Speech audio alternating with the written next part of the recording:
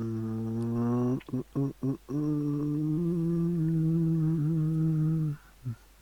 está.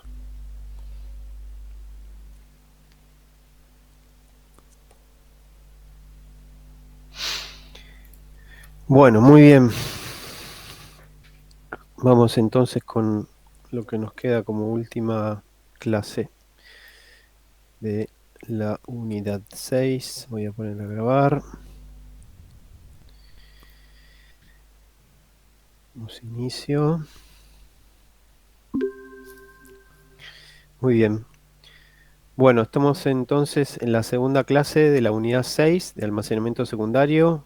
Hoy terminamos con el último contenido de la materia y nos habíamos quedado la vez pasada viendo los distintos niveles de RAID como arquitectura de discos, discos rígidos. Así que les voy a compartir de nuevo esa presentación y vamos por ahí.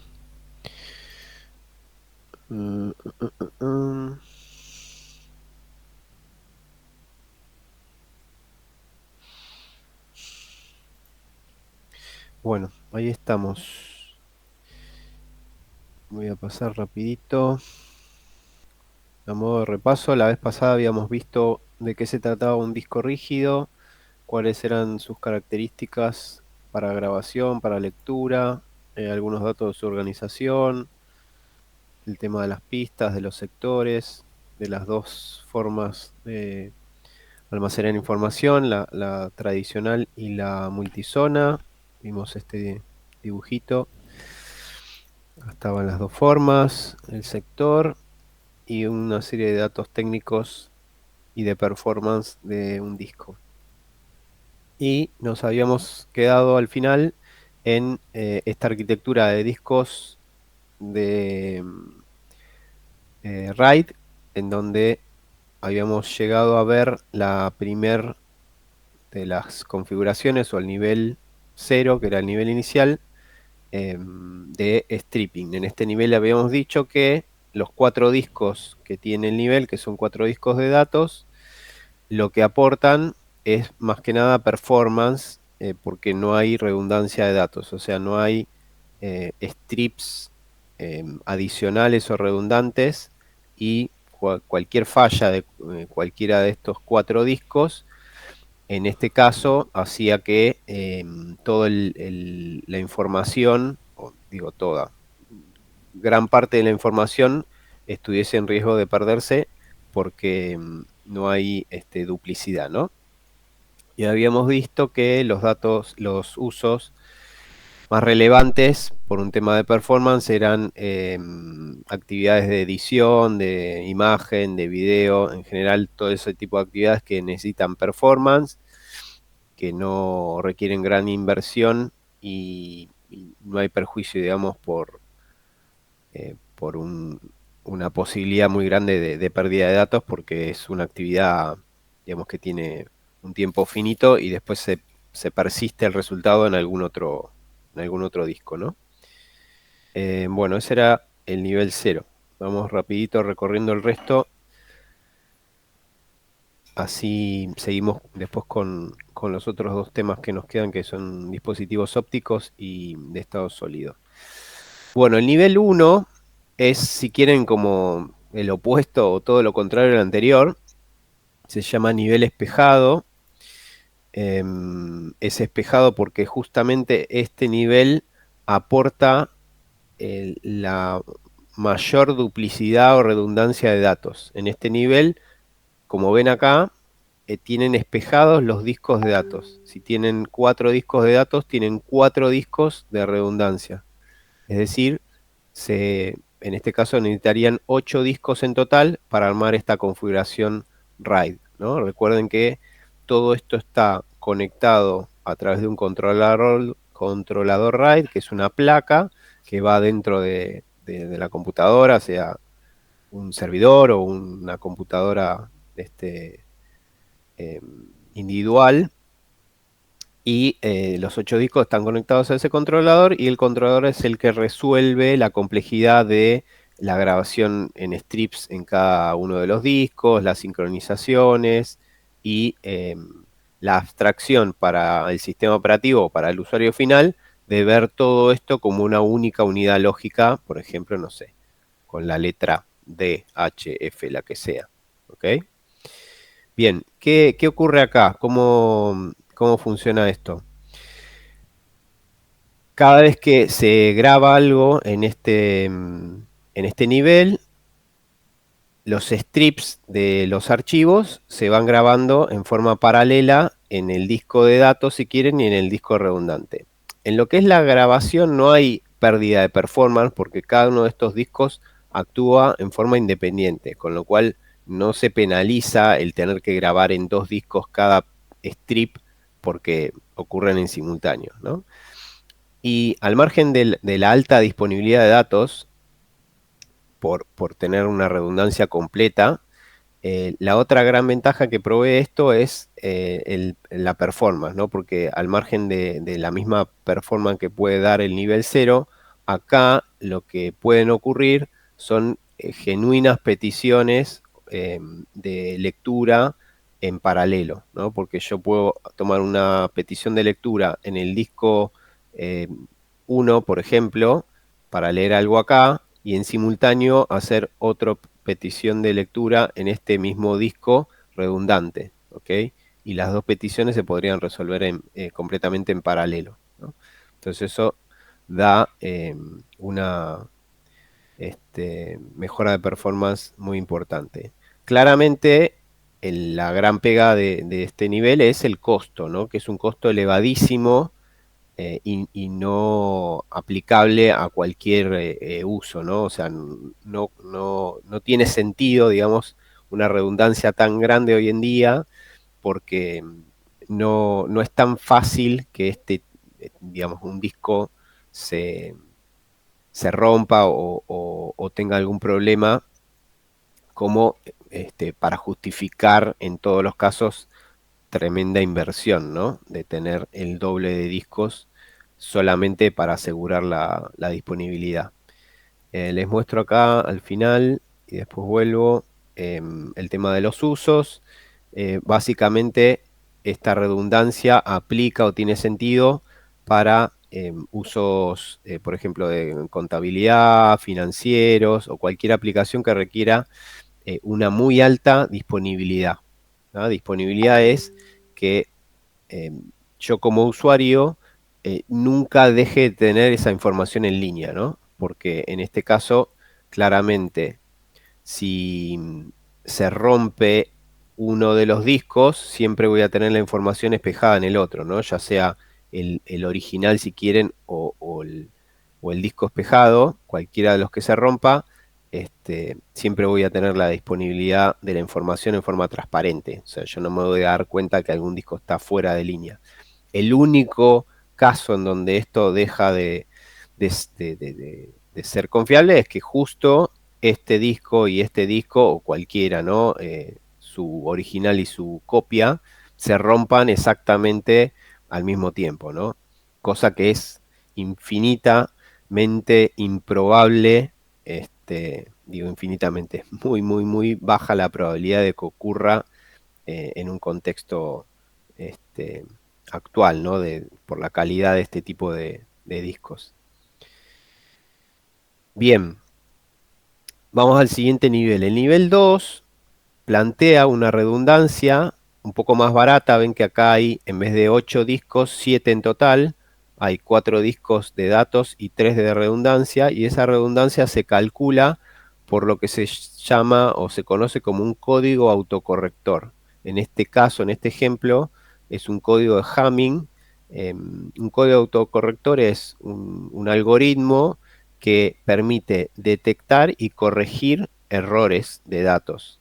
En este caso, el código de Hamming para 4 discos de datos requiere 3 discos de redundancia, ¿no? O sea, el algoritmo plantea una determinada cantidad de discos redundantes de acuerdo a cuántos son los discos de datos. O sea, si este número cambia, la cantidad de discos redundantes también cambia, ¿no? No siempre es la misma relación.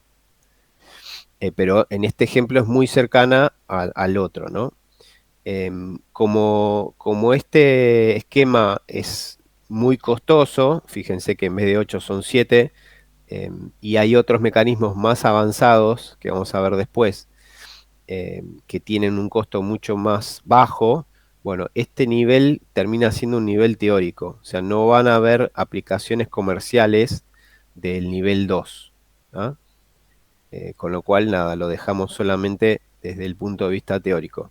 Acá el funcionamiento es el siguiente. Si se fijan, deja de aparecer la palabrita strip, ¿ven? Que antes decía strip y acá aparece B. Bueno, porque en el nivel 2 y en el nivel 3 cambia la estrategia y la grabación de esos strips es de strips muy chiquititos. ¿Ah? La B es de byte. Acá dice, ¿no? Que los strips pueden ser tan chiquitos como un byte o una palabra, ¿no? Imagínense 4, 2, 8 bytes, cosas muy, muy, muy pequeñas. Y lo que ocurre es que se van armando esos strips con los bits de datos y se aplica el código de Hamming, que es un algoritmo que este, lo calcula el hardware de la propia placa RAID, que va haciendo esas funciones, ¿no? O sea, calcula la función en base a los bits de datos para ir obteniendo estos 3 bits de redundancia. Entonces, por cada bit de datos genera eh, estos 3 y cuando completa si fuese un byte, los 8 bits completos, todo este paquetito funciona como un solo, una sola unidad física, ¿no? Por eso dice que se escriben en forma sincronizada. O sea, en este nivel, en el 2 y en el 3, los discos ya no funcionan en forma independiente, sino que funcionan todos como si fuesen una única unidad física de hardware y se escriben todos los strips a la vez, en este caso en los 7 discos, ¿tá? En forma sincronizada.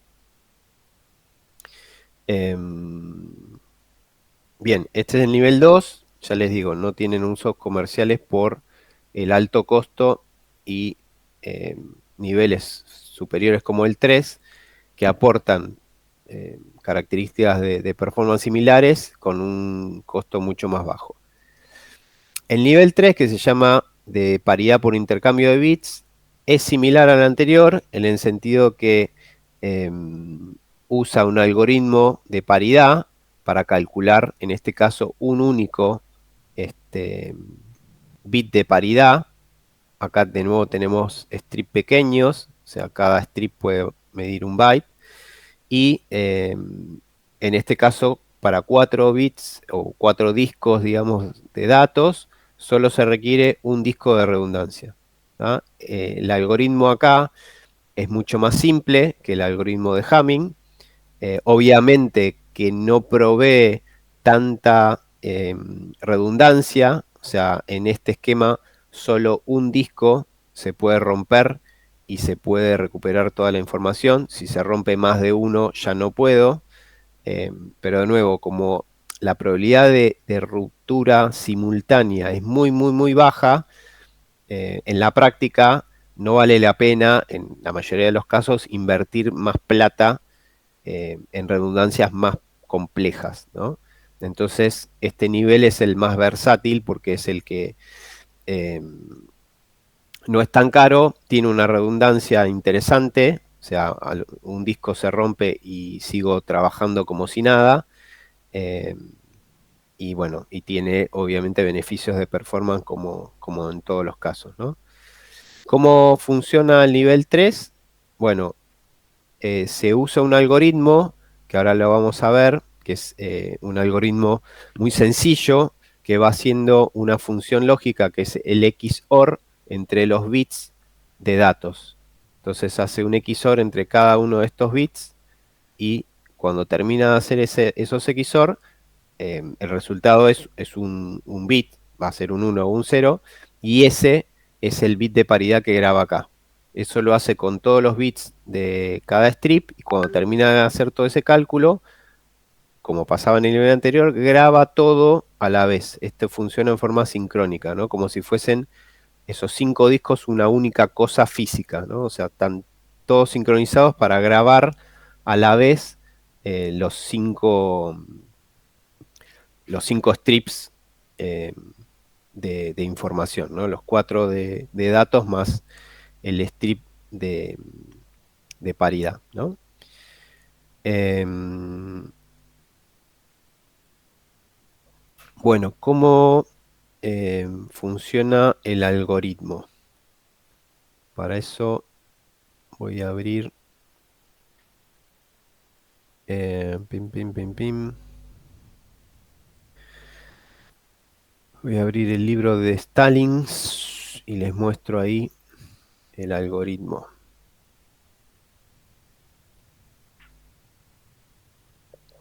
Tengo por acá. Ahí.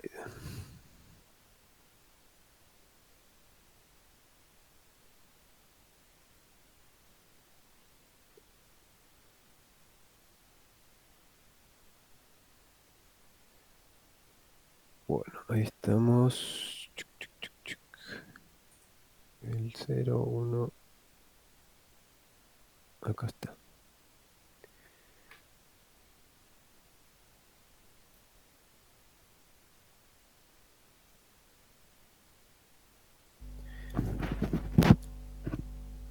Bueno, ahí voy a mostrarles.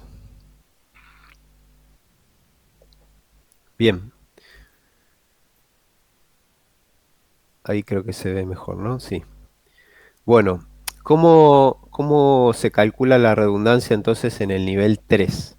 Acá, si ven, está el algoritmo eh, de, de redundancia.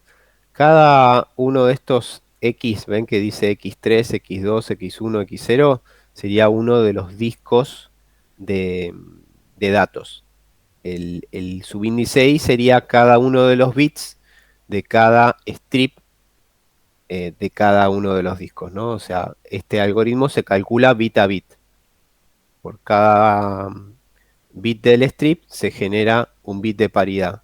Cuando termino de calcular todos los bits del strip entero, que puede ser un byte o una palabra, ahí se graba todo en simultáneo en todos los discos. Entonces, ¿qué ocurre? Todo el tiempo el sistema RAID está, cuando yo le pido grabar algo, está haciendo este cálculo, que de nuevo es un algoritmo que lo resuelve el hardware, el controlador RAID, por eso es algo muy, muy rápido. Obviamente hay una pequeña penalización cuando yo quiero grabar algo acá en comparación con grabarlo en un disco cualquiera, porque no tengo ese cálculo de paridad y demás, pero como se resuelve por hardware, nada, no es algo, este, digamos, que perjudique de manera importante la grabación. Em, entonces, lo que hace el algoritmo es aplicar el XOR entre todos los bits y generar el bit de paridad, ¿no? Este X4 sub i es un bit, puede ser un 1 o un 0, dependiendo de cómo eran los bits de datos, ¿no? El XOR, acuérdense que es una función lógica, que sería el O exclusivo. ¿Qué significa esto? Si yo tengo dos ceros, me va a dar 0. Si tengo dos unos, me va a dar 0, la función lógica. Y solo me va a devolver 1 si tengo un 1 y un 0 o un 0 y un 1, ¿no? En la comparación bit a bit. Esa es la función lógica XOR.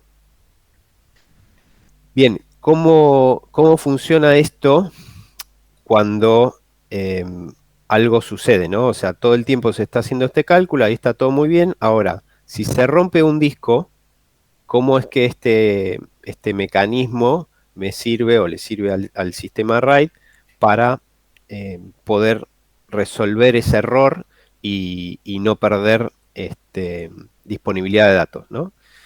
Bueno, imagínense que el disco que se rompe es el 1, ¿ok? Cuando se rompe el disco 1, acá hay una aplicación de estos términos de un lado y del otro, lo que se hace es, se aplica el término del disco roto XOR con el disco de paridad de un lado de la ecuación y del otro. Esto es para entender de dónde sale este resultado, ¿no? Si ustedes aplican el, este término de un lado de la ecuación y del otro, obviamente no alteran la ecuación. ¿Y qué pasa? Cuando uno hace XOR del disco 4 con el disco 4 de este lado, hacer XOR con uno mismo siempre da 0, ¿no? O sea, si mi bit es 0 y me hago un XOR contra mí mismo, que sería otro bit en 0, siempre voy a dar 0. Si doy 1, siempre voy a dar 0. ¿Ah? O sea, es como que se anula este término, ¿no? Y por eso de este lado de la ecuación queda el X1, que sería el disco que estaba roto.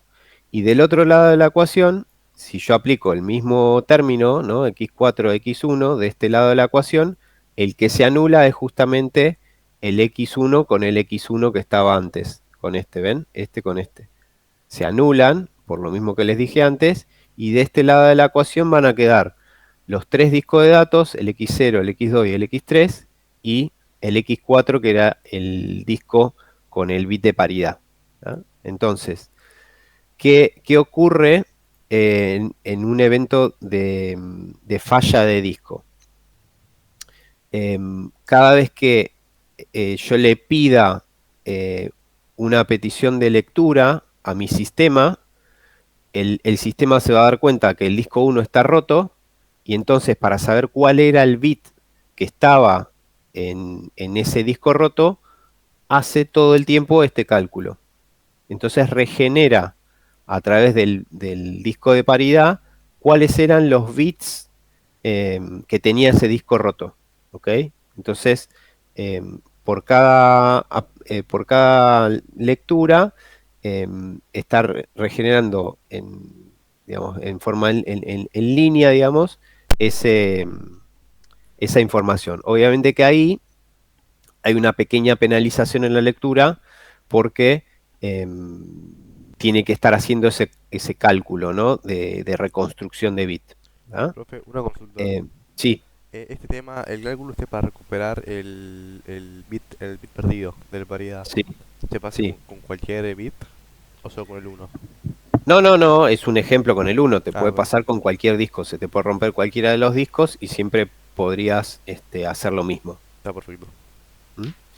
Bien, entonces, con la lectura pasa eso. ¿Y qué pasa con la escritura? O sea, mientras ese disco está roto, ¿no? Supónganse que el disco uno está roto, ¿qué pasa si yo le pido escribir algo a ese sistema RAID? Bueno, lo que hace es, digamos, simular la escritura real en ese disco roto, pero obviamente no la puedo hacer porque el disco está inutilizado, pero lo que hace es hacer el mismo cálculo de paridad, o sea, construye el bit de paridad, porque obviamente yo le digo qué es lo que quiero grabar, y cuando graba, cuando hace la grabación sincronizada, graba todos los strips menos el del disco roto. ¿Ah? Pero como hace la simulación del cálculo, genera la información necesaria, que es la redundancia, para eventualmente, si justo le pido leer algo de lo que acabo de escribir, bueno, poder recuperarla sin problema. ¿Ok? Bien, es esa forma de operar que tiene ese pequeño, esa pequeña penalización por el recálculo y demás, se llama modo reducido. O sea, para mí es transparente, yo usuario no me doy cuenta si quieren que el disco está roto, porque hace todos estos cálculos y me devuelve la información o me deja grabar sin problema. Pero técnicamente, digamos, está trabajando en un modo reducido con una pequeña penalización, ¿no? Y cuando, obviamente, algún administrador del sistema ve la alarma de que el disco está roto y verifican que ese disco está inutilizado y hay que reemplazarlo, bueno, el disco roto se saca, se pone el disco nuevo, no, digamos, nada tiene que frenarse, o sea, todo podría seguir funcionando sin tener que, digamos, apagar esa computadora ni nada, o sea, lo podría hacer todo sobre la marcha. Y una vez que el disco nuevo está montado, lo que ocurre es un proceso de regeneración de la información que tenía ese disco, ¿no? O sea, el disco obviamente que pongo nuevo está vacío y el propio sistema RAID va reescribiendo todo lo que tenía ese disco roto que ahora está reemplazado, ¿no? Y es una forma, digamos, sencilla de recuperarse ante esa falla, ¿no? Entonces son dos beneficios. Por un lado, eh, es un sistema sencillo para mantener la información en línea y mantener la disponibilidad de los datos sin perjuicio. Y por otro lado, fácilmente se regenera el disco roto cuando se reemplaza, ¿no? Esos son los dos beneficios importantes de este nivel. ¿Ok? ¿Quedó entendido, digamos, cómo funciona el algoritmo y Yo no cómo me entendí, o sea, recuperó? para leer hace esto para recuperarlo y poder leer el dato si estuviese en un disco perdido. Sí, Ahora, para escribirlo hace lo mismo, pero no lo escribe en el disco perdido. claro, hace este cálculo que está acá, ¿no? O sea, el cálculo de paridad lo hace igual, porque tiene que generar esta información del disco de paridad, pero cuando hace la escritura física, claramente en el disco roto, que sería en el uno, no escribe nada, pero todo lo demás lo escribe.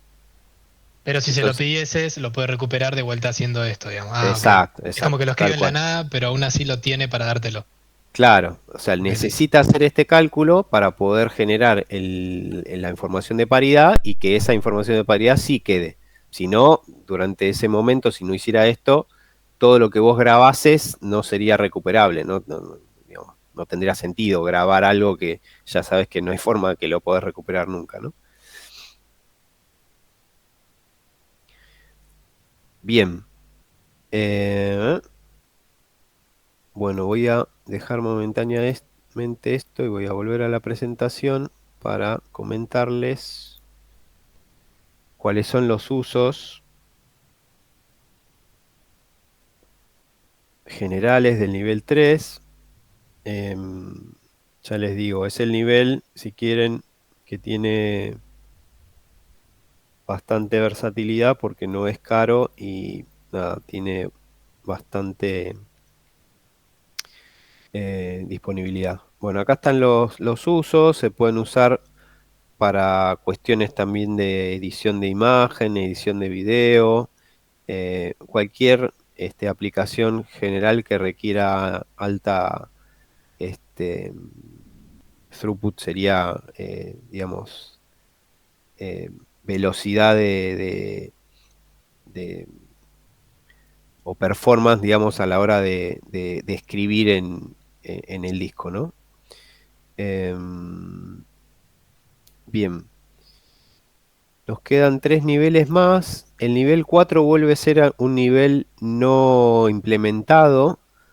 El nivel 4 trabaja con un esquema de paridad diferente al anterior, similar en el sentido de que hay un solo disco de paridad, solo que acá, en el nivel 4, la paridad es por intercalamiento de bloques. O sea, Profe, acá los strips, sí, disculpe por ahí la pregunta boluda, pero ¿qué es paridad? Por ahí tipo... pa- paridad es generar una información redundante que puede ser un 0 o un 1 de acuerdo a los bits de datos que tengas. Eso es la Claro. paridad. Normalmente eh, cuando, o sea, estos algoritmos se llaman así algoritmos de paridad o de redundancia, eh, porque vos generás en base a una serie de bits un bit resultante que ese bit va a ser un 1 o un 0 dependiendo de la cantidad de ceros o unos que tengas entre los bits de datos. Por eso se habla de paridad porque en definitiva el bit que generás se suma a los otros bits y por ejemplo te da un número redondo de ceros o de unos y a eso se le llama paridad. sea, de tener, por ejemplo, una cantidad par de ceros o una cantidad par de unos. De ahí viene la palabra paridad, digamos. Está, listo, gracias. No de nada.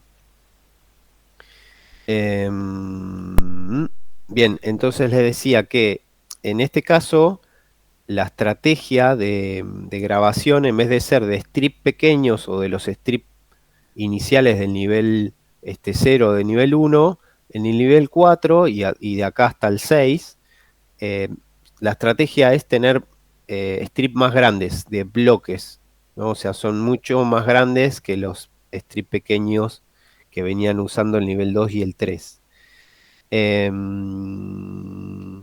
Acá se vuelve al esquema de trabajo independiente, o sea, cada uno de estos 5 discos opera en forma independiente, y el cálculo de paridad es similar al anterior, es decir, se van haciendo funciones XOR entre los bits de cada uno de estos strips de tamaño de bloque y se genera un bit de paridad acá.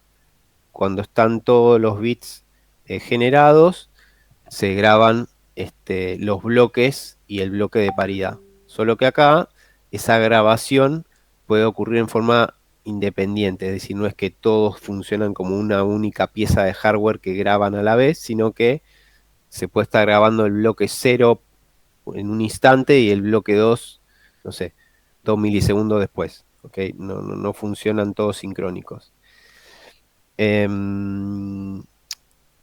¿Cuál es el problema acá? ¿Y por qué no es comercial?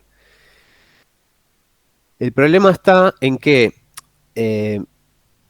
cada vez que yo quiera updatear información, o sea, actualizar información en este sistema RAID, como hay que recalcular los bits de paridad, ¿no? Supónganse que yo quiero reescribir información y necesito cambiar el bloque 1 y el bloque 2, ¿no?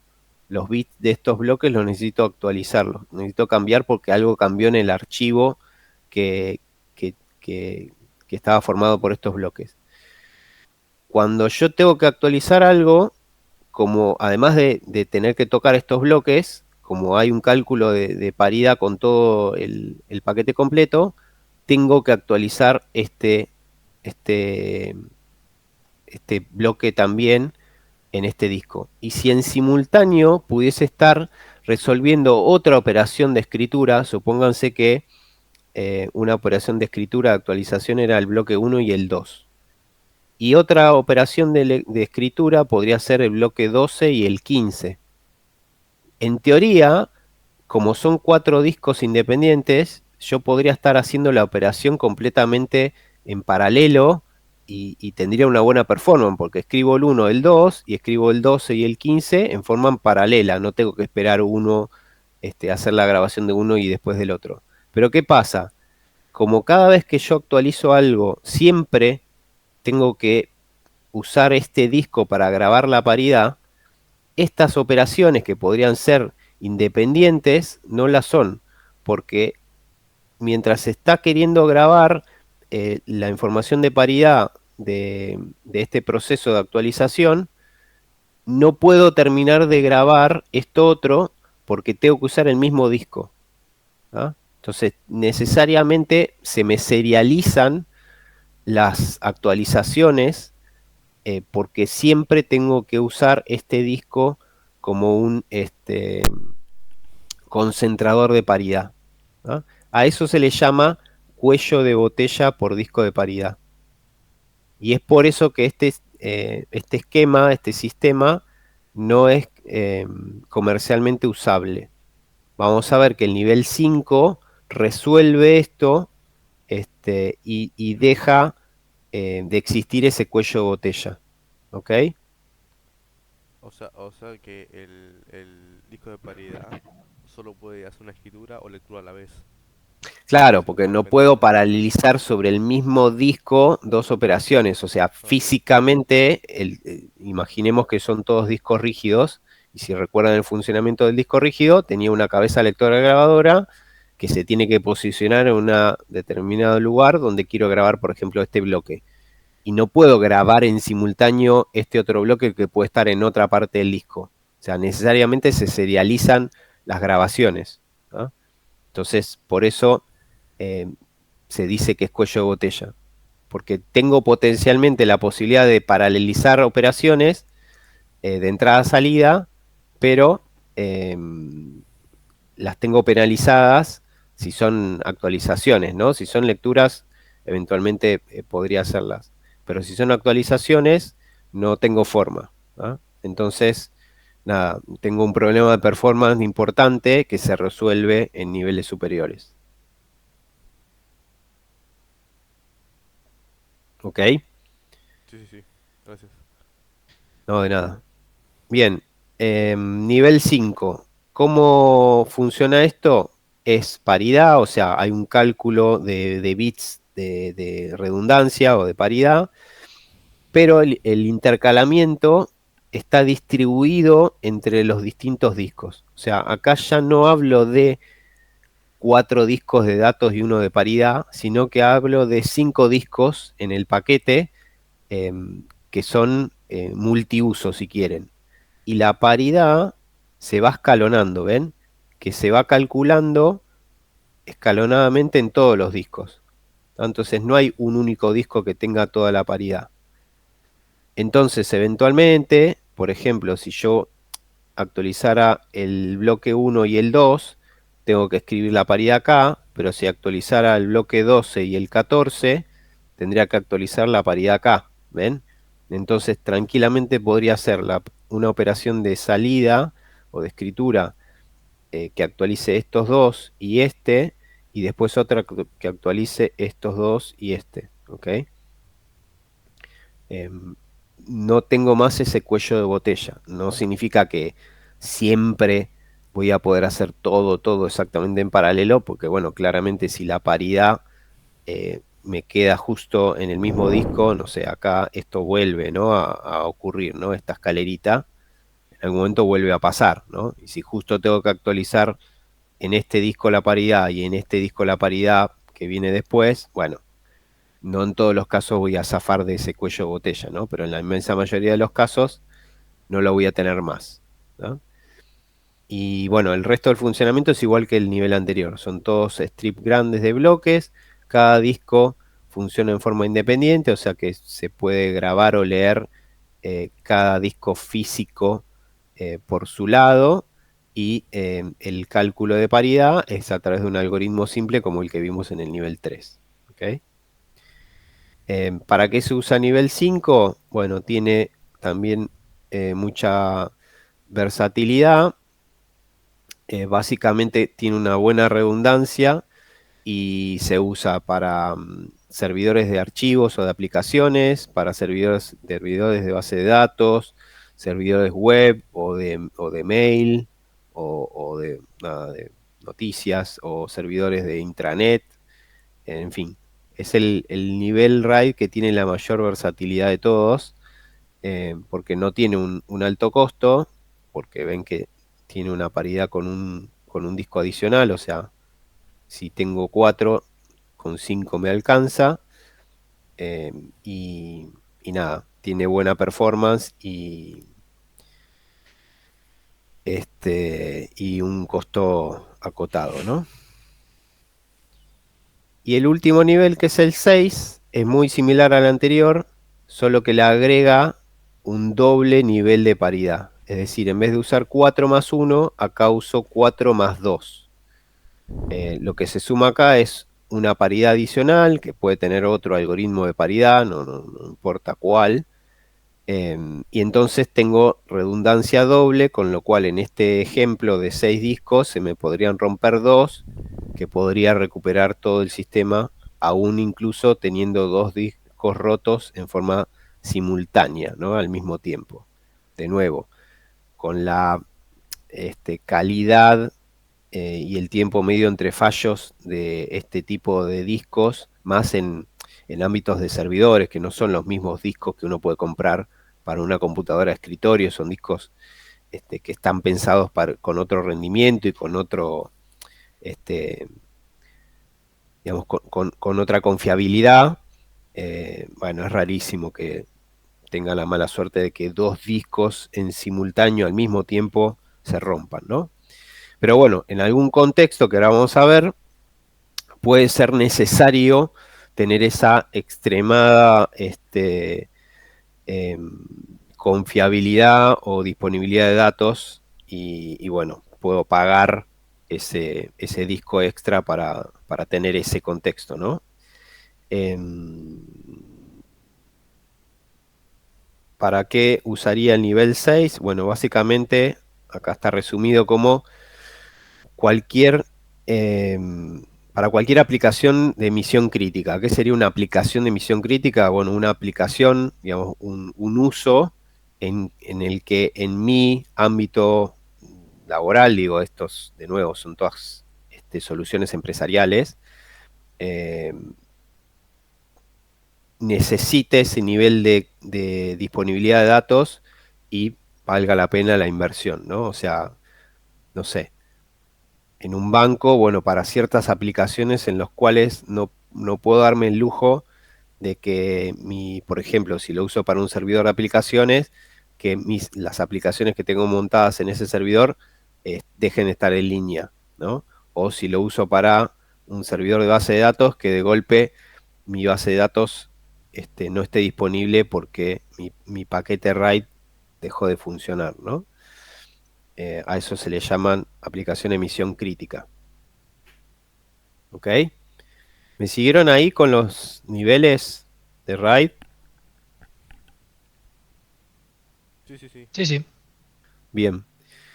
Bueno, como les dije, después hay en el mercado soluciones más complejas que permiten combinar los niveles RAID. Y por ejemplo, tener cosas como la que se ve acá a la izquierda, que sería la combinación del nivel 0 más el nivel 1.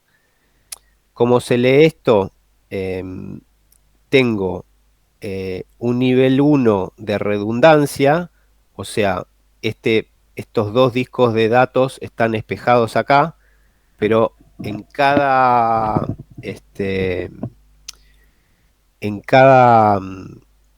subnivel, digamos, de discos, uso el nivel 0. O sea, tengo los beneficios del RAID 0 para escribir eh, mis archivos en forma de strips, ven acá y ven acá, ¿no?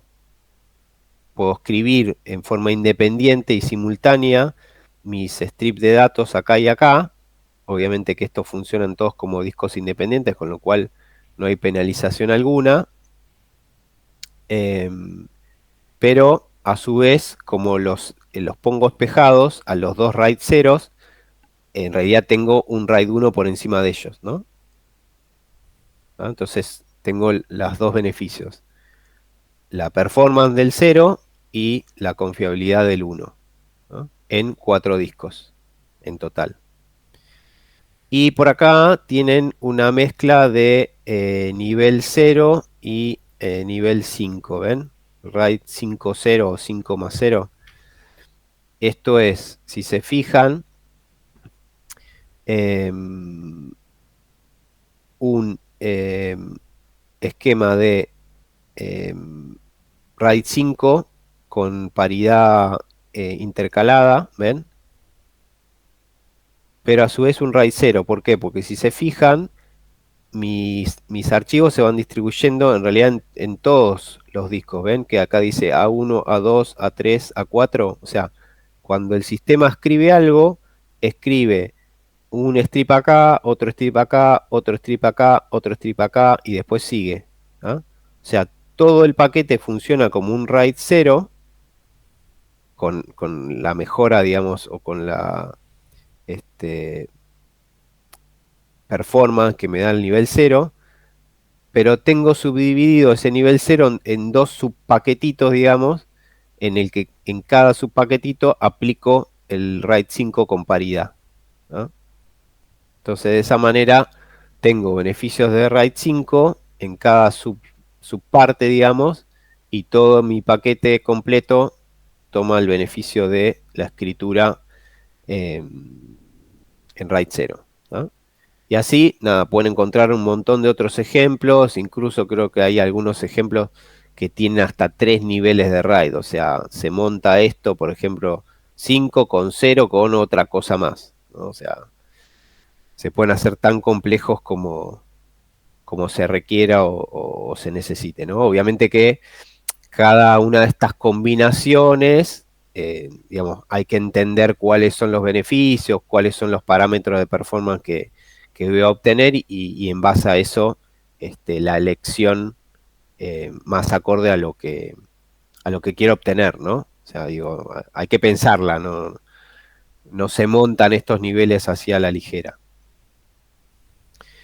Bien, bueno, esto es todo lo que teníamos para compartir respecto a discos. La bibliografía es la tradicional. Más que nada, esta info de algoritmos y demás sale del libro de Stallings. Todo esto está en detalle en ese libro. Y bueno, de ahí lo pueden sacar, ¿no? Igual el tema RAID está en cualquier bibliografía. Bueno, vamos a ver los últimos dos temitas y ahí ya cerramos.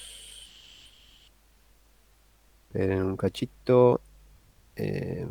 Cierro esto. Nos queda dispositivos ópticos. Ahí va. Pum, pum, pum, pum. Acá.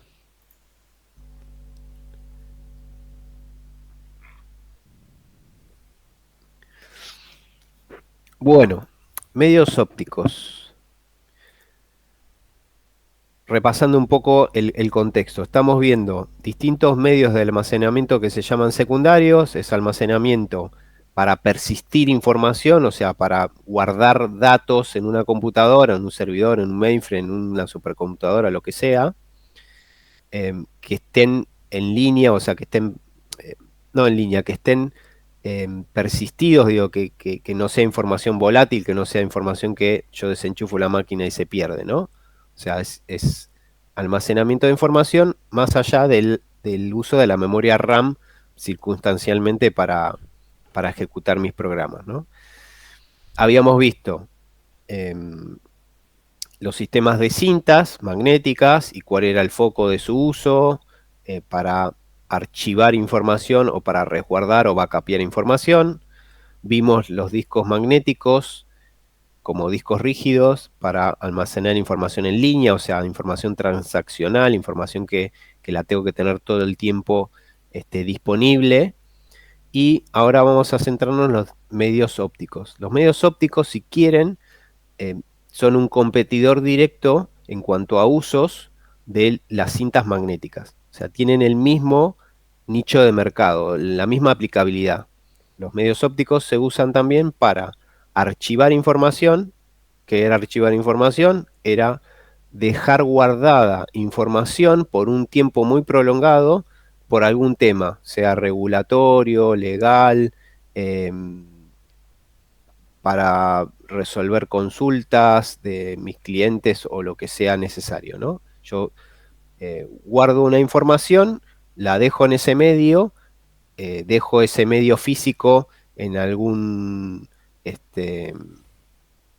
almacén, digamos, en alguna habitación en condiciones de temperatura y humedad acordes, y ahí puedo dejarla, no sé, 10 años, 15 años, 20 años, 30 años, lo que se requiera por regulación. Eso es archivar información.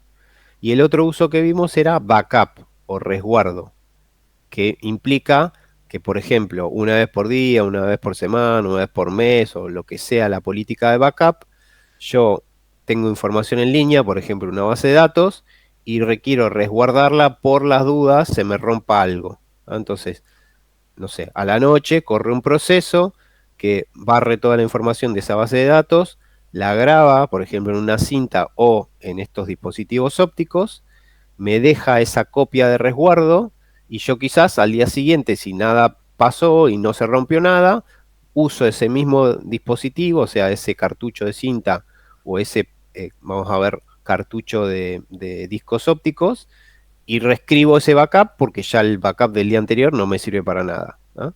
Y así puedo ir reutilizando ese cartuchito las veces que sea necesario, ¿no?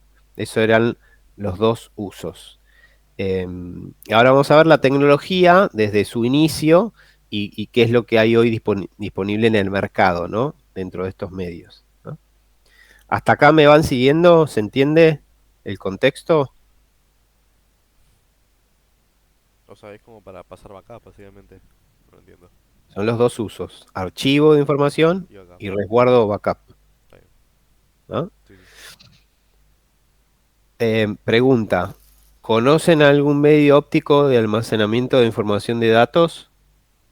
El Un Aunque CD, sea CD, los histórico. CDs. Sí. CD, ¿qué más? DVD lo mismo, ¿no? Sí. ¿Algún otro? Blu-ray. Ajá. Tal cual.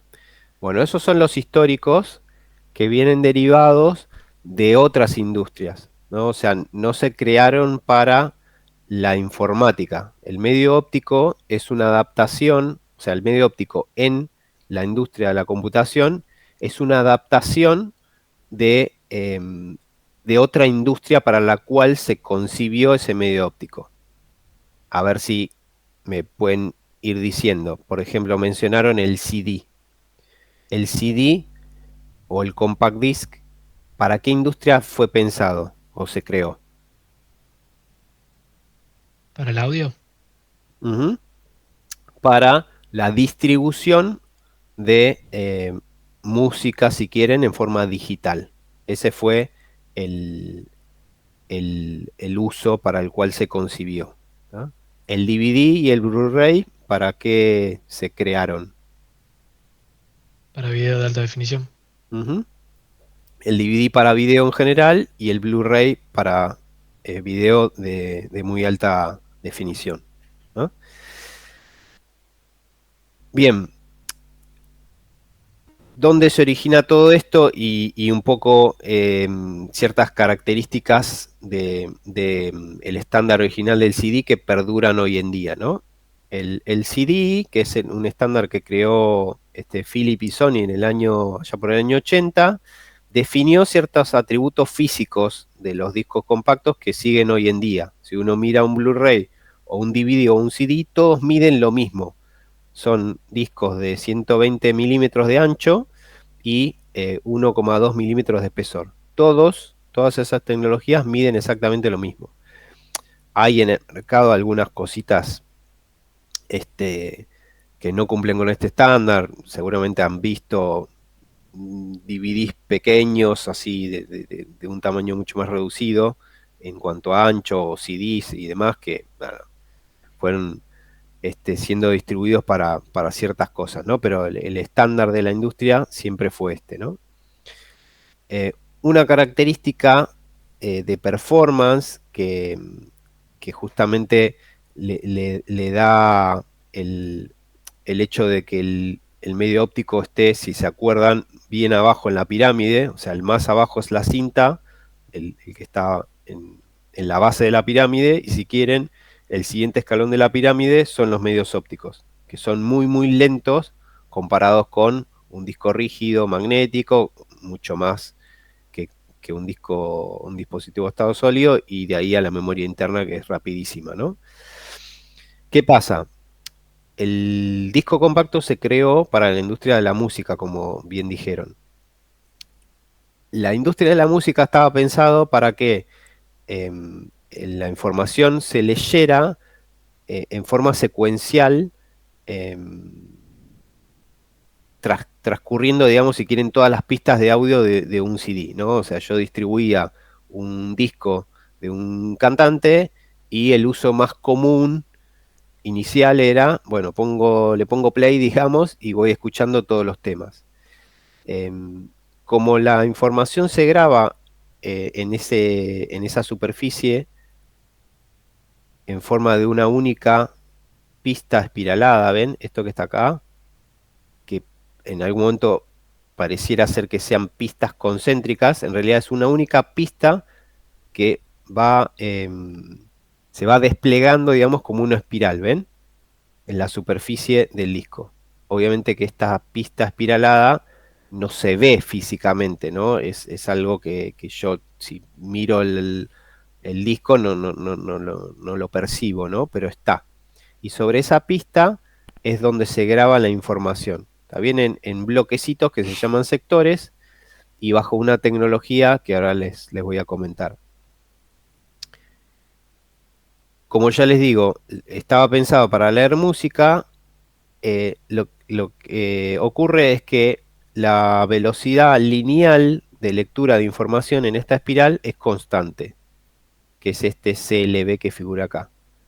Es decir, siempre este dispositivo lee la información a una velocidad constante, no importa en qué lugar de la pista esté.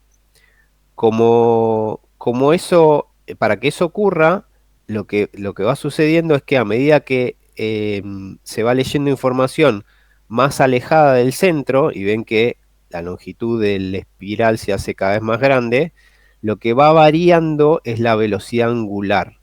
O sea, a medida que me alejo, el disco va girando más rápido para que la velocidad lineal sea la misma. ¿Ah? ¿Por qué la velocidad lineal tiene que ser la misma? Bueno, ahora vamos a ver que los unos y ceros se graban de alguna manera que es requerido que el tiempo en el que transcurre cuando pasa un sector por la cabeza lectora grabadora o por el láser, que sería la cabeza lectora grabadora en este caso, tiene que ser siempre igual, no importa en qué lugar de la espiral esté. Entonces, para que eso suceda, a medida que me alejo, la velocidad angular es constante. Perdón, va variando. Si alguno tiene un disco o una unidad de lectura óptica en su casa o se acuerda si la tuvo, cuando enciende la unidad y cuando va haciendo operaciones de lectura de escritura, habrán escuchado como una aceleración o desaceleración, o sea, no escuchan un sonido constante, como puede ser en un disco rígido magnético, sino que era como un motorcito que iba acelerando o desacelerando. Bueno, esas aceleraciones y desaceleraciones son justamente las que hace el motorcito de esta unidad para que la velocidad angular varíe dependiendo del lugar en donde esté en la pista esta. ¿Ok? Eso que escuchan es la aceleración o desaceleración. ¿Ok? ¿Cómo funciona un disco en cuanto a la tecnología óptica? Si ven acá, esto sería como un corte longitudinal de un disco cualquiera, no importa si es un CD, un DVD o un Blu-ray. Acá tienen una capa de policarbonato de plástico que sería el sustrato, que es lo que ven en la parte transparente, digamos, del disco. Después hay una capa refractaria, que en este caso es de aluminio. ¿Ven? Esto que está acá simbolizado. Y arriba de esa capa, que es una capa muy finita, que es la que le da el color como eh, plateado o dorado, dependiendo del material, ¿no? Al disco. Bueno, arriba de esa capa hay una laca protectora, o un acrílico protector. Y arriba de eso, bueno, está la etiqueta si era no sé, un disco de distribución de información o de música, bueno, la etiqueta del cantante, lo que sea, ¿no? Para que se den idea de cómo se ve esta imagen. El disco láser incide de esta manera, ¿no? Perdón, el disco láser. El láser, que es el láser es una luz con una longitud de onda determinada, que tiene una incidencia puntual, o sea, es una luz dirigida, ¿no? No es cualquier luz como la que uno tiene una bombita en su casa, sino que el láser lo que permite es que esa luz incida en una superficie muy, muy, muy pequeña. O sea, por eso es un puntito muy, muy pequeño en el que esa luz se posiciona, ¿no? Dependiendo de la longitud de onda, el color de ese láser y cuán chiquitito es ese puntito de incidencia. ¿Cómo funciona la tecnología óptica? Bueno, se enciende ese láser, esa luz rebota en este material que es reflectivo, o sea, la luz se refleja y no atraviesa este material, y dependiendo de cómo se refleje, en qué ángulo se refleje, acá hay un detector de esa reflexión, o sea, recibe el rayito de luz láser que rebota y de acuerdo al ángulo con el que incide esa reflexión, se determina qué es lo que había grabado ahí. ¿Qué es lo que se graba en realidad físicamente en la superficie? Bueno, se graba lo que se llama un pit, que sería como un puntito en esa superficie, o se puede grabar un land.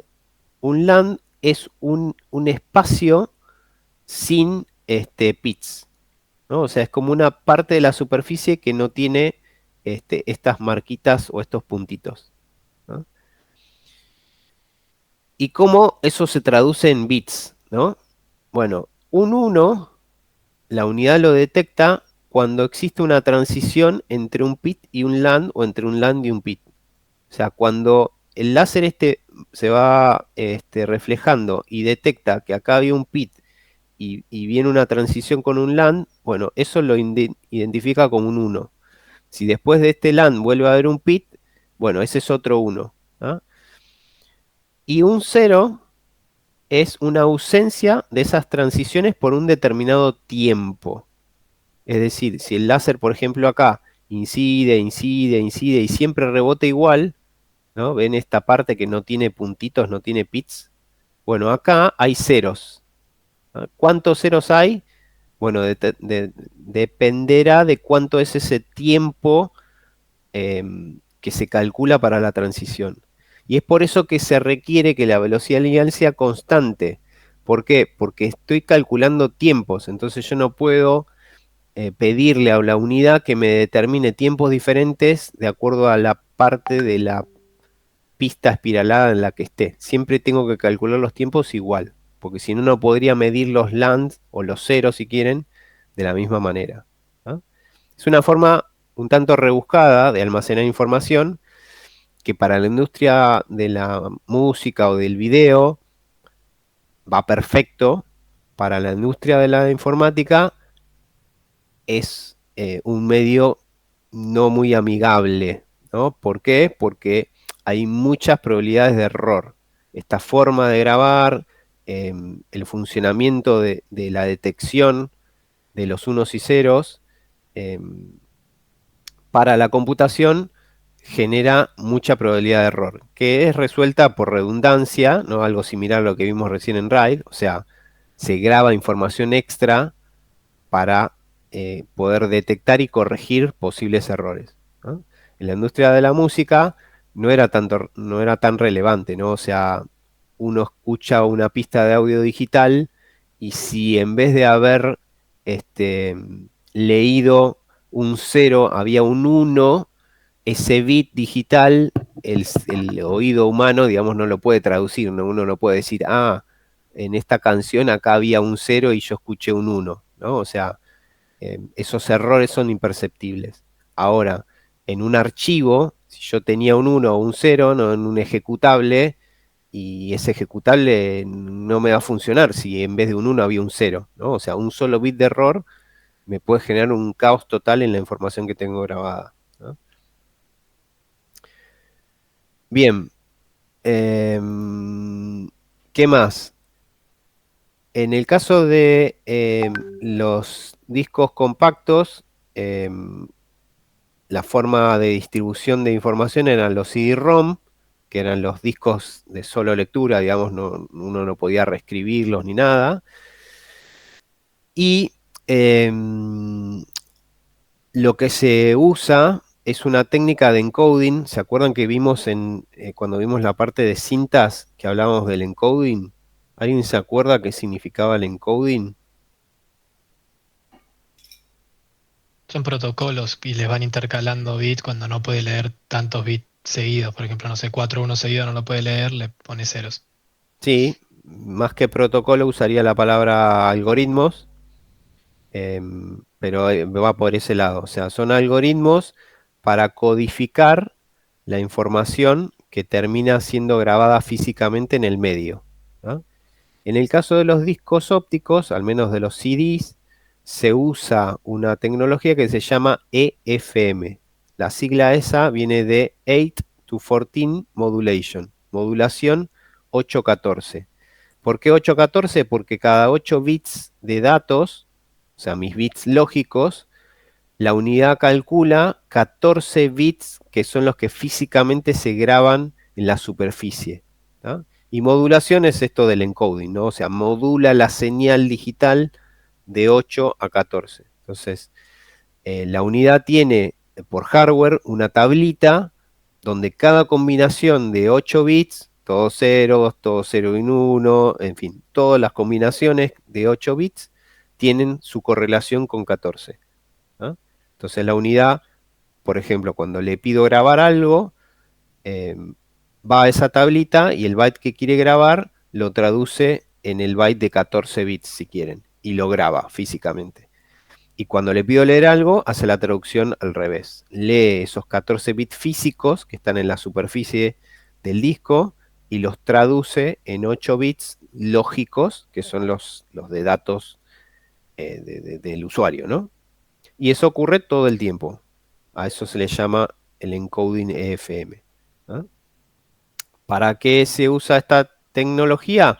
Como todo encoding, que un poco lo dijeron recién, para evitar posibles errores, ya sea de desincronización de la unidad de lectura por un patrón de bits, por ejemplo, no sé, muchos ceros o muchos unos seguidos, que la unidad no pueda detectarlos correctamente, ¿ah? Entonces, al no poder detectarlos correctamente, porque sea un patrón de bits todos iguales, lo que se hace es intercalar bits distintos para evitar o minimizar esos posibles errores, ¿no? Bien, bueno, acá hay una info general de cómo es un sector en uno de estos dispositivos. El sector mide 2352 bytes y en el caso de un disco de datos, digamos, como un CD-ROM, tengo de los 2352, 2048, o sea, 2K de datos de usuario, si quieren. Y como ven acá, hay 288 bytes para corrección de errores. SC, me voy a escribir acá en el chat, SC viene de Error Correction Code, ¿no? Un código de corrección de errores. Es información redundante para detectar y corregir errores dentro de estos bytes de datos, ¿no? Y si se fijan, es un montón de información redundante, ¿no? Más del 10% de la capacidad de datos está destinada a duplicar redundancia para corregir errores, ¿no? ¿Por qué? Porque es un medio que para la industria de la informática es muy propenso a errores. Es muy fácil que la unidad detecte erróneamente ceros o unos, ¿no? Bien. Un poco de historia, seguramente alguno de ustedes los habrá usado, los habrá escuchado. Además del CD-ROM, aparece la posibilidad de escribir una única vez un disco y es esta tecnología de CDR. Acá la gran diferencia con un disco, con un CD-ROM es que la, las marquitas, los pits, en vez de ser surcos físicos que se graban en el CD-ROM, en un CDR, que era una tecnología hogareña si quieren, era ese pit se logra eh, cambiando una superficie que es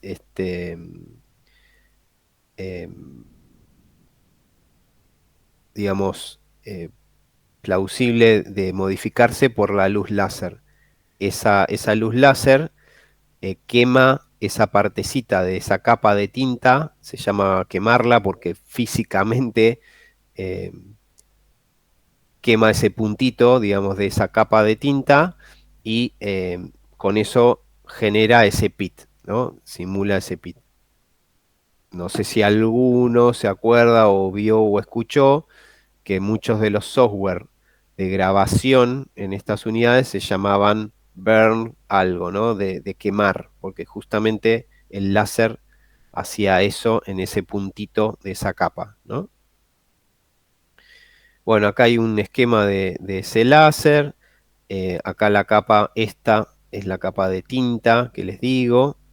Y estos serían los puntitos que se queman cuando el láser incidía con una determinada potencia, ¿no? Para grabar.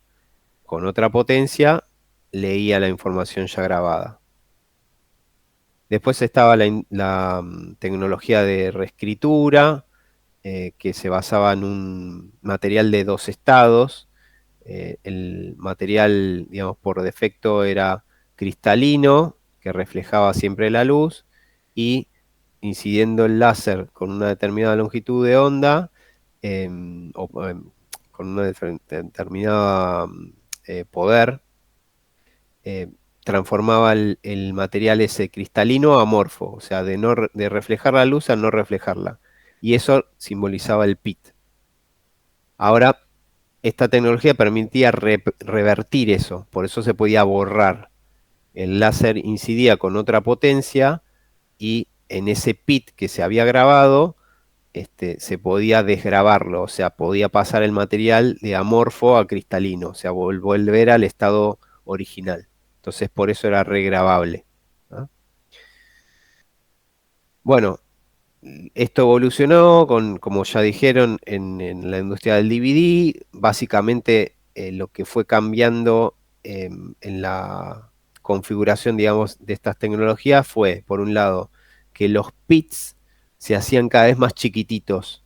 ¿Ah? Ven acá, en micrómetros está medido esto, es el ancho, digamos, del pit. Y esto es el tamaño de la distancia que hay entre una vueltita de la espiral. ¿Ah? Y eso también se iba haciendo que las vueltitas de la espiral de la pista estén más pegaditos, con lo cual entra más información, ¿no? Y el tercer atributo, si quieren, era la longitud de onda del láser y por ello el color del láser, que se iba haciendo cada vez más chiquito también, ¿no? Al ser la longitud de onda más chiquita, permitía grabar bits más chiquititos. Todo esto hace que las capacidades aumenten, ¿no? Un CD más o menos permitía guardar 650 mega y un DVD 4,7 giga, ¿no? La industria del DVD también generó el multicapa y el multilado, ¿no? Las capas que eran que dentro de un mismo disco yo podía tener, este es multilado y multicapa. De este lado sería un lado, de este lado sería el otro, ven el sanguchito, todo esto sería el ancho del disco.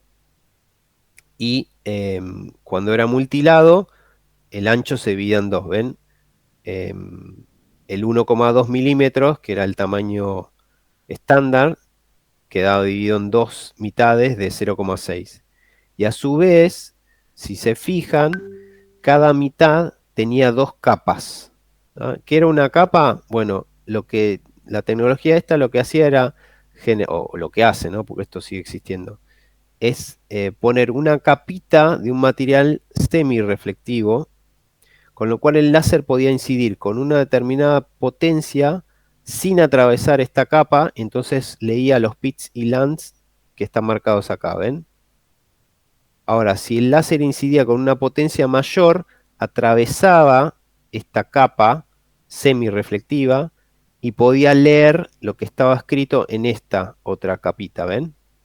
Entonces podía leer lo que está acá y lo que está acá, dependiendo de la potencia con el que el láser incidía en esta superficie. Entonces podía, si quieren, duplicar la capacidad por cada lado, ¿no? Y de esto venían estas capacidades combinando, ¿no?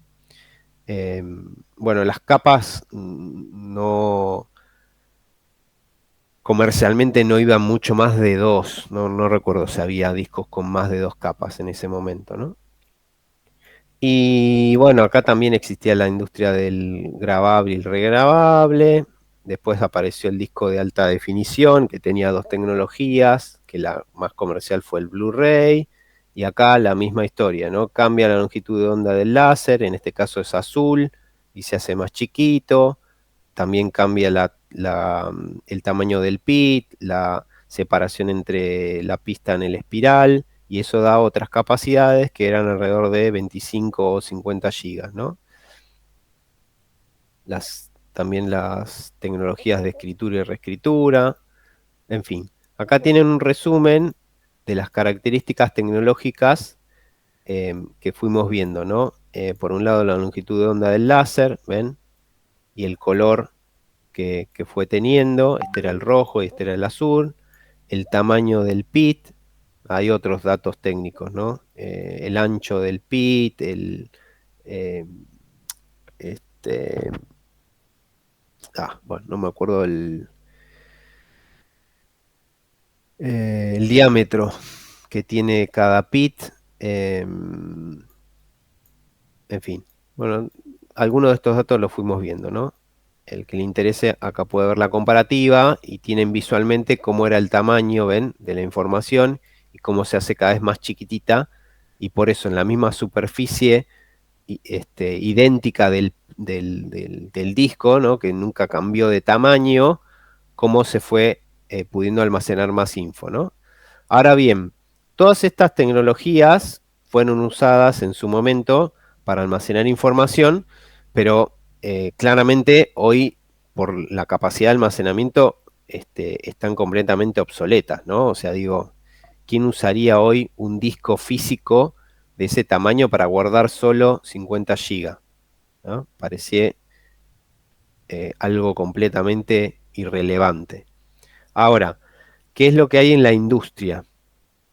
En la industria hay tecnologías basadas en discos ópticos que sí son usadas.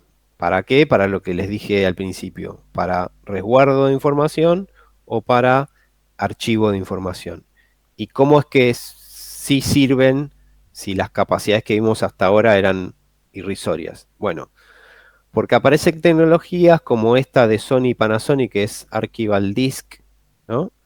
Que lo que hacen es armar como un cartucho, si quieren un paquetito, ahora les muestro algún dibujo, alguna imagen, en donde combinan distintos discos en un único cartucho. Cada disco de esta que llamaron primera generación tiene una capacidad de 300 GB. ¿Ah? Un solo disco pareciera incluso ser poquito, ¿no? O sea, 300 GB no es mucho en un solo disco.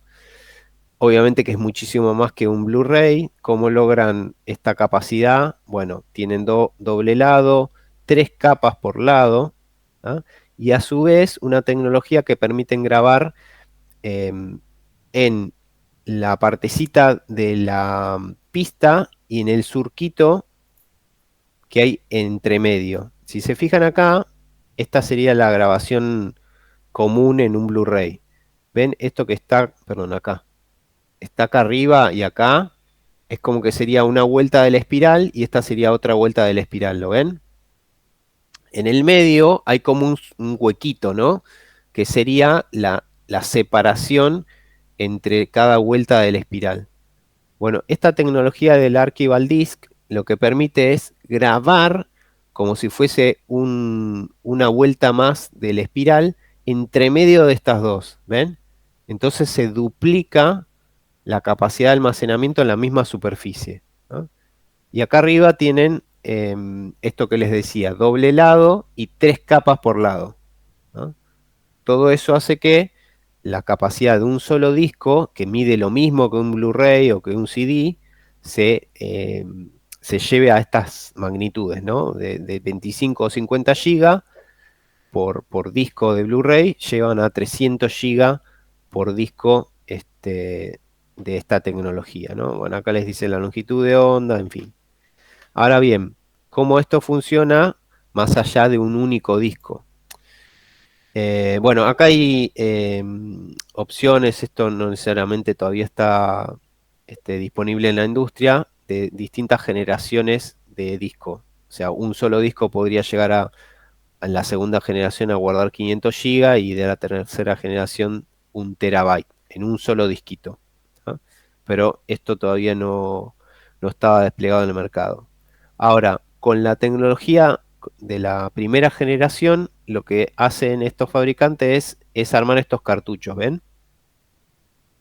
Se parece como un cartuchito de cinta, ¿lo ven?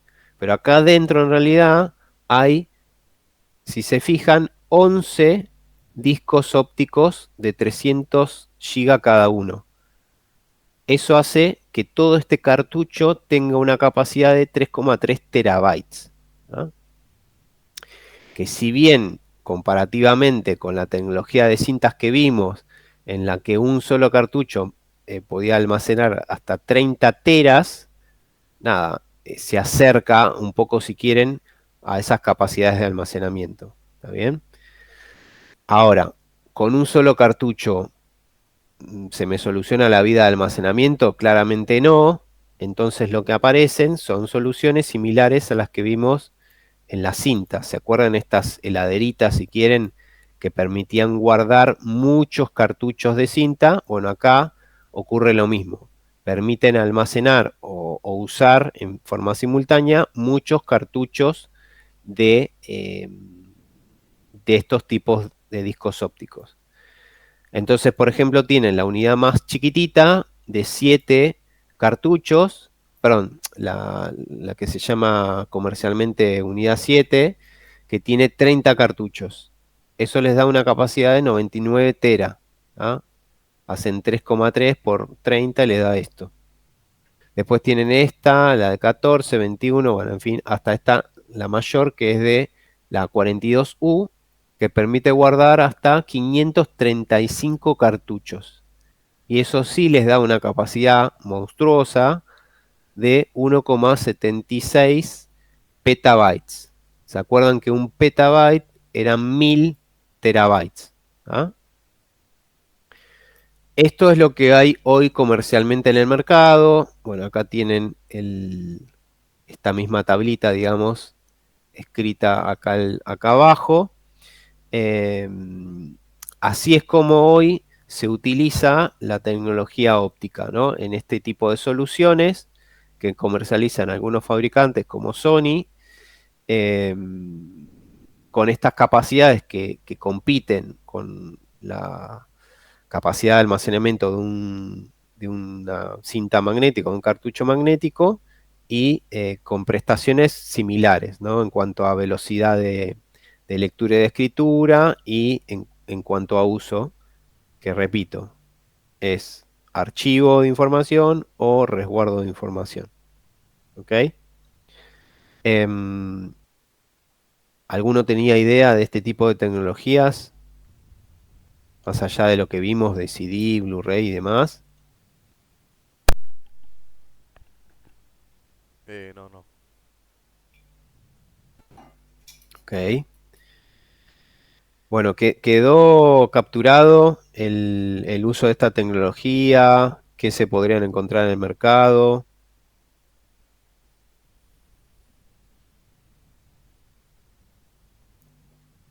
¿Quedó claro esto? Sí, sí. Ok. ¿Pero esto se sigue usando hoy en día o ya medio Ujú. obsoleto? No, no, no. Yo por ahí Por lo eso más que he lo, visto por eso lo damos. pero ahorita en los cartuchos me parece raro, no sé. por ahí. Pero por eso, justamente por eso lo estamos mostrando y por eso les estoy dando estos números. Mm. Eh, Imagínate esta, este, este servidor de almacenamiento óptico que permite guardar 535 cartuchos y te da esta capacidad de almacenamiento, 1,7 petabytes. No cualquiera usa 1,7 petabytes todos los días, ¿no? De nuevo, estamos hablando de almacenamiento para empresas. Yo como usuario no lo veo, por eso ustedes no están acostumbrados a usar este tipo de dispositivos. Va, de hecho, en, en un hogar difícilmente uno haga un backup en un dispositivo de estos.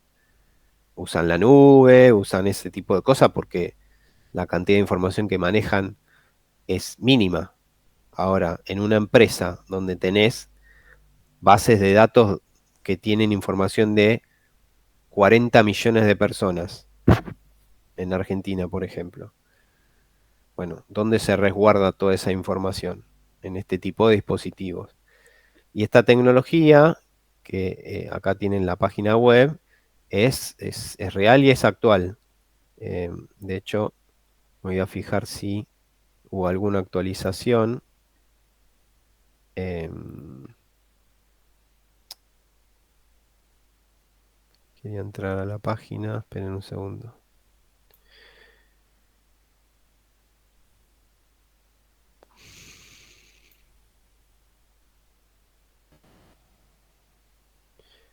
Porque cada tanto hay actualizaciones del fabricante. Y ahí les muestro.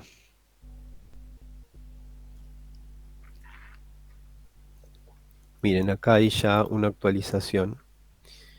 Les voy a compartir la página web para que me crean.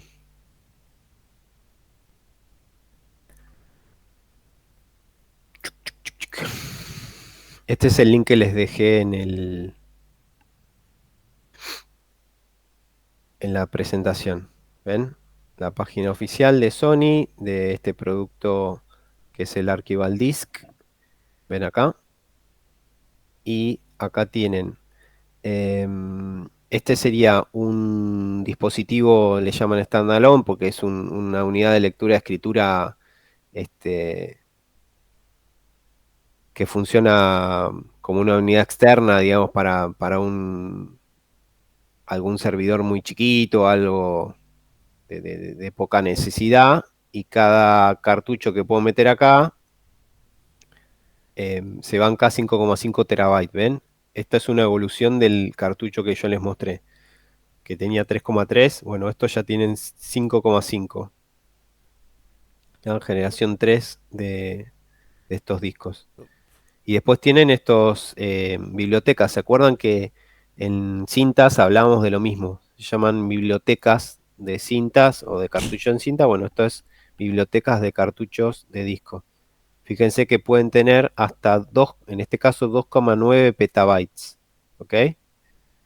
Es casi, eh, no llega al doble, pero es casi el doble de lo que les mostré yo en la presentación recién. O sea, no solo es una tecnología vigente, sino que además evoluciona. ¿Ok? Y acá pueden entrar y ver, bueno, los distintos dispositivos. ¿No? Bueno, estos están discontinuados. ¿Ven? Y acá tienen las distintas, eh, de distintos hardware para trabajar.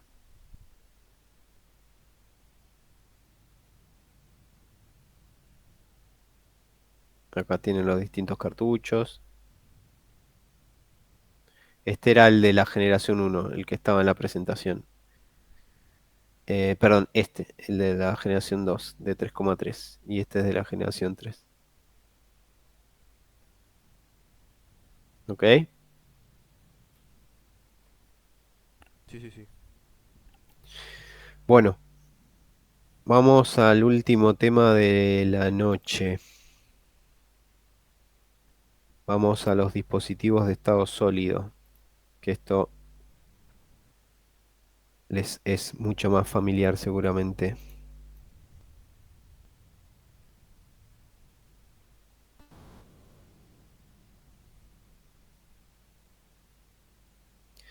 Bueno, todos conocen a qué se refiere la sigla esta SSD.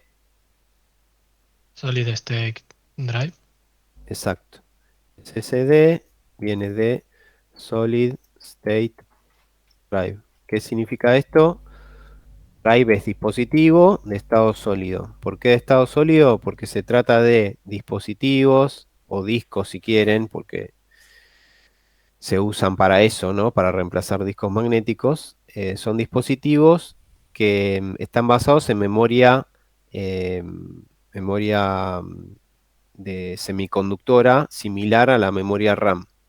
Por eso el estado sólido, es decir, son chips, circuitos electrónicos que permiten almacenar la información y no hay ninguna parte mecánica como en un disco magnético. No hay ninguna cabeza lectora grabadora, no hay una pista, ni un disco que gira, ni nada por el estilo. Son chips que están montados en un circuito que es el que simula, digamos, el almacenamiento de disco, ¿no? Y el uso de estos dispositivos es idéntico al uso de los discos magnéticos, ¿no? De hecho, los reemplazan en la industria hoy en día. Bueno, acá una definición, es un dispositivo de almacenamiento secundario hecho con circuitos electrónicos de estado sólido, ¿no? O semiconductores. Están basados en la memoria RAM. Hoy en día la tecnología actual se basa en lo que se llama memoria flash, que la creó la compañía esta M-System en el año 95, y dentro de la memoria que se llama flash, que es la tecnología no volátil, o sea, la diferencia que hay entre un chip de una memoria de un dispositivo de este estilo y una memoria RAM es que yo desenchufo el dispositivo de la corriente eléctrica y nada de lo que está grabado se pierde. Si yo hago eso con la memoria RAM, todo lo que está grabado en la memoria RAM, que es volátil, se va, ¿no? Y específicamente la tecnología flash actual se llama NAND flash, ¿no? NAND viene de la compuerta lógica NAND o not and, digamos.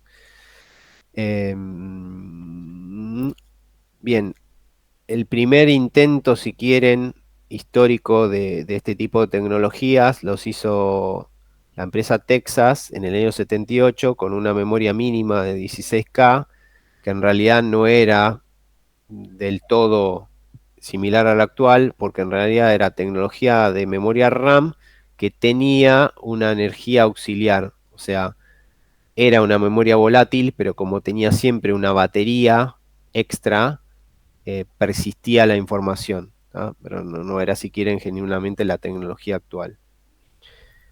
Bueno, acá nada, una imagen de un disco, me imagino que la mayoría los conoce o lo tiene en su máquina, sea notebook o computadora de escritorio. ¿Qué hay ahí adentro? Bueno, algo similar a lo que se ve acá. Son todos circuitos electrónicos, como ven. Están los chips de memoria, que serían estos, los NAND Flash Memory, y otros componentes que no vienen al caso. Bueno, un controlador que sería como el cerebrito del disco, memoria caché para capturar las peticiones y, y la info que intercambian con el sistema. La interfaz externa, que en este caso es un conector, eh, digamos, tradicional del tamaño de 2,5 pulgadas. Esto varía, obviamente, ahora vamos a ver las distintas tecnologías. Eh, pero bueno, esto si quieren es el formato más tradicional porque era el que podías intercambiar con un disco magnético con la misma interfaz. ¿Cuáles son las grandes ventajas que tiene respecto a los discos magnéticos? Básicamente son múltiples. Eh, el arranque del disco es mucho más rápido. ¿A qué se refiere arranque? Cuando yo enciendo una computadora que tiene un disco magnético, lo que ocurre es que esa unidad magnética se tiene que acelerar para que ese disco empiece a girar a la velocidad angular constante, ¿no? Entonces hay un tiempo de setup o de inicio que ocurre porque hay un proceso mecánico de aceleración de un disco, ¿no? Hay un motorcito que se tiene que prender, tienen que empezar a acelerar y demás. En el caso de dispositivos de estado sólido, pasa la corriente eléctrica y ya está disponible para recibir peticiones, ¿no? O sea, es muchísimo más rápido. Obviamente la velocidad de escritura y de lectura en este dispositivo es rapidísima con respecto al medio magnético, no hay partes mecánicas, no hay tiempos de acceso en seek y en search, sino que acá hay un cableado directo a cada parte de la memoria, ¿no? Hay un camino directo y puedo escribir en cada parte de esa memoria física en forma inmediata. La latencia, que es esto del el tiempo de acceso, es prácticamente nulo, ¿tá? Porque es un camino electrónico para acceder al dato, ¿tá? De nuevo, no hay un seek, no hay un search, no hay nada de eso. Consumen en general menos energía, de nuevo, no hay motores, no hay aceleraciones, no hay partes mecánicas, solo es el consumo mínimo para alimentar a los circuitos electrónicos, producen menos calor, no hay disipación de calor acá, de nuevo no hay fricción, no hay partes mecánicas, no hay nada. Obviamente está el calor que emana de los circuitos, ¿no? No hay ruido, no hay partes mecánicas, no hay ruido para nada, no hay aceleración tampoco. El tiempo medio entre fallas, MTBF es tiempo medio entre fallas, de la sigla en inglés, es mejor, o sea, tienen un tiempo medio entre fallas mucho mayor que el de los discos mecánicos. En un disco mecánico, si quieren, hay mayor probabilidad que esa superficie tenga algún defecto o que la cabeza lectora grabadora tenga algún problema. Hay mayor seguridad en cuanto a los datos almacenados. ¿Por qué es esto? Porque, por ejemplo, en un disco magnético, si yo, por ejemplo, borro información desde la superficie física magnética, eso que borro, en algún caso, en un laboratorio especializado, podría ser recuperado con alguna técnica que puede leer en esa superficie magnética ciertas trazas de magnetismo. O sea, cuando se borra algo en ese tipo de discos, no se borra físicamente 100% lo que está ahí guardado. Entonces hay posibilidad de que, por ejemplo, si yo quiero deshacerme de información por seguridad, alguien pueda capturar ese disco y en un laboratorio recuperar información. A eso se refiere a seguridad de datos, ¿no? O sea que en un disco de este estilo de estado sólido, si yo borro electrónicamente la información, no hay manera de que la pueda recuperar. El rendimiento es determinístico. ¿Qué significa esto? Que no importa la petición que le haga al disco o cuál fue la petición anterior que le hice, como son todos caminos cableados a cada parte de la memoria donde se almacena la información, siempre el tiempo de respuesta va a ser idéntico, ¿ah? Y no importa cuánta información tenga el disco o qué peticiones hice antes, siempre me va a responder igual. A eso se le llama determinístico, o sea, yo lo puedo determinar eh, por anticipado.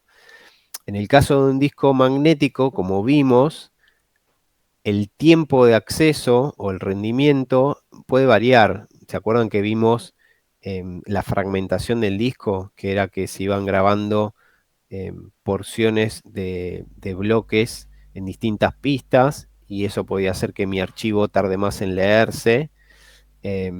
No, depende de la petición anterior que le hice al disco, en dónde está posicionada la cabeza lectora grabadora, entonces la petición siguiente puede, puede tardar más o menos, ¿ah? Todo eso hace que un disco magnético no tenga un rendimiento determinístico, ¿no? Sino que varíe. Y las últimas dos ventajas tienen que ver con el peso y el tamaño. O sea, yo puedo hacer un dispositivo de estado sólido de un tamaño mucho más chiquito que un disco magnético. De nuevo, porque no tengo que tener un plato, no tengo que tener una cabeza lectora grabadora, sino circuitos. Y tiene mayor resistencia a golpes, caídas o vibraciones. De nuevo, son circuitos, son chips que están en una placa y a diferencia de un disco magnético que se puede llegar a caer, esa cabeza lectora grabadora puede moverse en esa caída y apoyarse en el plato y estropear, digamos, la información que tengo grabada, ¿no? En este caso, no. Ahora bien, ¿por qué creen que hoy en día no todos usamos este tipo de dispositivos? O sea, ¿vieron la cantidad de ventajas que tienen? Bueno, ¿y por qué no todos usamos esos discos? ¿Cuáles creen que son las desventajas que tienen Son respecto a caros. los discos magnéticos?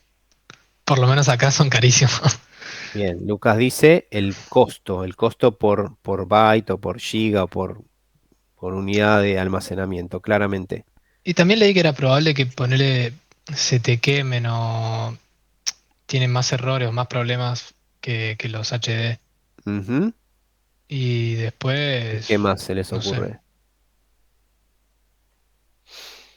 La vida útil, puede ser. Sí, tiene que ver con esto que decía Lucas, Claro. tal cual. Y hay una más, que Almacenamiento. quizás es relativa, pero también sigue siendo una diferencia.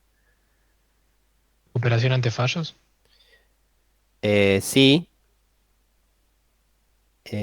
y la La otra es capacidad, la ¿no? capacidad. Ah, ahí está. Exacto, ahí está.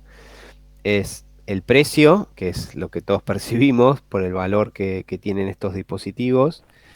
Eh, Menor recuperación ante fallo. ¿Qué significa? Lo que era una ventaja en cuanto a seguridad se vuelve una desventaja ante fallos. ¿Qué quiero decir con esto? Si uno de esos chips se rompe, o sea, electrónicamente se estropea, probablemente no pueda recuperar lo que está ahí adentro, no tenga forma. En un disco magnético, si por alguna causa la superficie se estropea o alguna de la información de las pistas se corrompe, hay formas de intentar recuperar, quizás no el 100% de la información, pero es altamente probable que yo pueda leer de alguna manera la superficie magnética y recuperar lo que está ahí. En un disco óptico, perdón, un disco de estado sólido, no hay chances. La capacidad sigue siendo un limitante, si bien tecnológicamente los discos de este estilo tienen mucha capacidad de almacenamiento, la industria del disco magnético sigue estando un poquito más adelantada que esta industria, ¿no? O sea, hay capacidades en discos magnéticos que todavía siguen siendo mucho mayores que las de estado sólido, ¿no? Obviamente que combinamos capacidad y precio y hay una diferencia abismal, ¿no? Y el otro que dijeron es la vida útil, o sea, el uso prolongado de lecturas y escrituras en estos chips hacen que eh, duren menos que un disco magnético, ¿no? Acá tienen la comparativa física con todos los elementos mecánicos del disco magnético frente al disco de estado sólido. Y nada, algunas referencias, esto es simplemente para que tengan datos actuales de la tecnología, pero no me interesa que se los aprendan. Tienen, si quieren, un atributo que tiene que ver con la interfaz externa, que sería este conector. En general son o Serial ATA, que sería este tipo de tecnología, o PCI Express. Después tienen lo que llaman el form factor, que sería el formato físico de cómo viene el disco de estado sólido. Está el M2, el SATA de 2,5 pulgadas, que sería este que está acá, y el M-SATA. Ahora les muestro algunos dibujitos. El M2 es que si no sé si alguno lo vio, es como un chip, ¿no? Un circuito que se monta en la placa. No, o sea, si uno no conoce, no se daría cuenta que es un disco. El M2 es más rápido todavía que el SSD común, ponele, ¿no? Que el SATA. Y no sé, acá sí, vamos a ver si hay info técnica de cada uno. Puede ser. em, Puede serlo por la interfaz también, que es más moderna que el Serial ATA. El Serial ATA, si quieren, fue el que salió por compatibilidad, ¿no? Porque yo por ejemplo, no sé, en una notebook que tenía un disco de estados, un disco magnético, pudiese sacar ese disco y reemplazarlo por uno de estado sólido, bajo la misma interfaz. Entonces, por eso fueron las primeras tecnologías.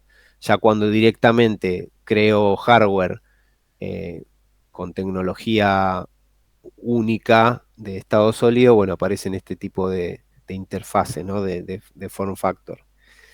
Y después, bueno, hay un tercer elemento tecnológico que es la interfaz de comunicación entre el dispositivo y el sistema, que nada, no viene mucho al caso. Acá tienen las tecnologías y las velocidades de transferencia, el serial ATA 1, 2 y 3, y cuál es la tasa de transferencia y el PCI Express. ¿Ok? Y bueno, esto es lo que les decía, la interfaz de comunicación con el sistema operativo y demás, si a alguno interesa verlo. Y acá están los formatos, ¿ven? Dentro del serial ATA tienen el 2,5, el M serial ATA y el M2, y dentro de PCI Express los tres formatos, digamos. Eh, pero bueno, acá no habla de performance en sí del M2 frente al resto. Y no mucho más. Em, Nada, esto en realidad de estado sólido hay muy poquitito en la última versión del libro de Stallings. Todo esto lo saqué más que nada de la web, porque en estos libros que son de ediciones de hace unos años, casi no hay nada. En el de Stallman, de hecho, no van a encontrar nada, si no me equivoco, y en el de Stallings, en la versión 10, no en la 9, en la 10 encuentran algo muy poquitito, ¿no? Igual nada, de esto lo que más me interesa es que puedan discernir básicamente ventajas y desventajas, no mucho más. Bien, ¿alguna duda? ¿Consulta?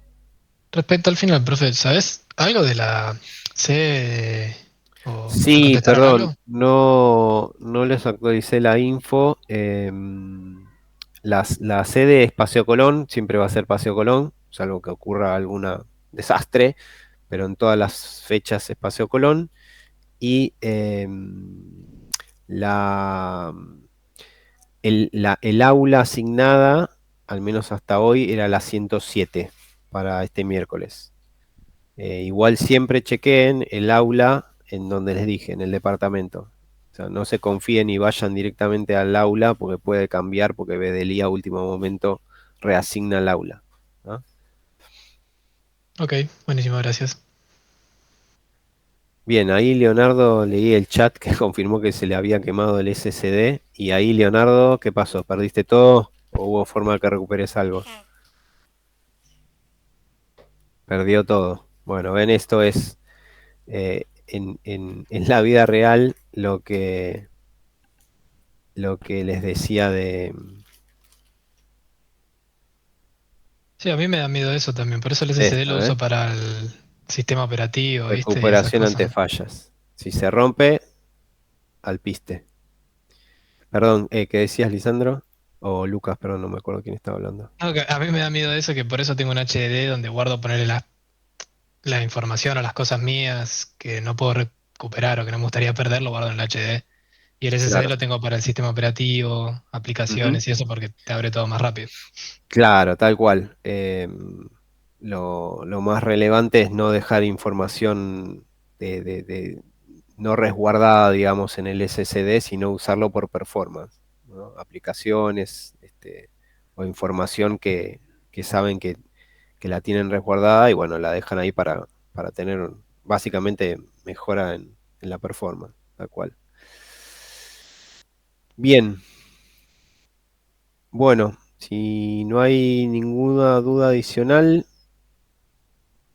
voy parando la grabación. Les agradezco el haber bancado la última clase. Somos poquitos, pero este, nada, estuvimos hasta el final de la cursada. Así que gracias.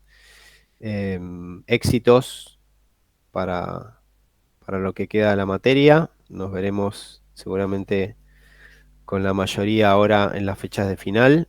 Y nada, cualquier duda que tengan, pueden escribir ahí al foro o me escriben a mi cuenta de FIUBA y encantado de responderles.